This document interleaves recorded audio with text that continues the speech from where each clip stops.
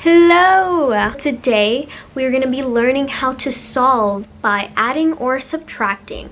Alright, so the goal when solving equations is that you want to isolate the variable. So you want to get the variable by itself on one side of the equation. So you want to do opposite of what is happening to p. So what is the opposite of subtracting 12? Adding 12. So you're going to add 12 on both sides of the equation, because if you don't add them on both sides, then it won't be equal anymore. And you're adding to get rid of this 12. So you're going to do that to this side as well. Negative 12 plus 12 is equal to 0. So this cancels out. Then on the other side, 20 plus 12, that is 32. Because if you want to do it like this, the 2 goes down, and then 3. 32. Alright, so then P equals 32. And that's your answer. Now, since you have successfully isolated P, this is your answer. P is equal to 32. You can always check your answer, and that is super important in case you get a step wrong. P equals 32, so you're just going to put 32 into the P right here. So this was the original equation. P minus 12 is equal to 20. This was the original equation. Alright, so now you're going to put the 32 into the P. So 32 minus 12 is equal to 20. 32 minus 12, what is that equal to? 20 is equal to 20. Is 20 equal to 20? I think so. So yes, that's correct. Next problem. So what is the goal? To isolate the variable. Yes. Okay, so what's happening to y? The 3 over 4 is being added to y. What do we want to do? We want to do the opposite because we want to eliminate this. So what is the opposite of adding? The opposite of adding is subtracting. So you're going to subtract 3 over 4 on both sides of the equation. So minus 3 over 4 minus 3 over 4. Alright, this cancels out. Then we're left with y is equal to negative 1 over 2 minus 3 over 4. You want to have like denominators. So you want to get the 2 to be a 4. So you multiply by 2. Whatever you do to the denominator, you do to the numerator. So then we get negative 2 over 4 minus 3 over 4. Now you can subtract. So you're going to get negative 5 over 4. Alright, and that would be your answer.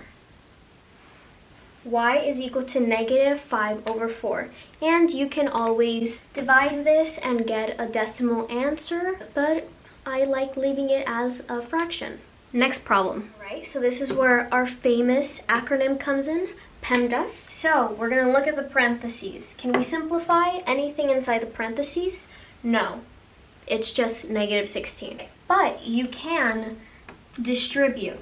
How do you distribute that negative sign into the parentheses? Well, you can imagine there's a 1 right here, because 1 times anything is just that other number, so it doesn't make a difference. You can pretend it's negative 1, parentheses, negative 16. Negatives like each other. A negative times a negative is always a positive. Alright, so then you get plus 16. Now you're just going to do negative 32 plus 6. Negative 32 plus 6 is negative 16. Bring down the k.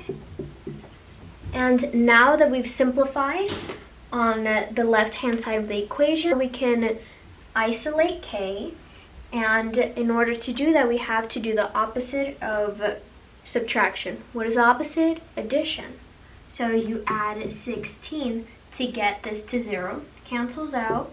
Whatever you do to one side, you have to do to the other. So you do plus 16.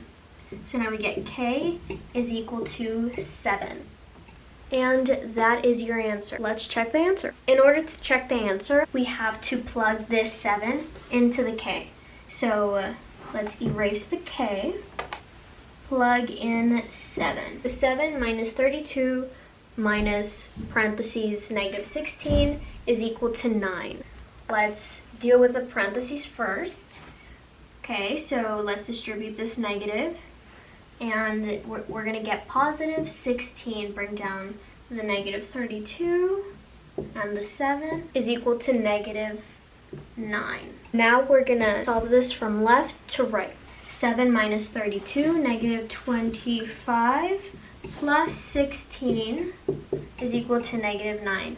Negative 25 plus 16 is equal to negative 9. So negative 9 is equal to negative 9.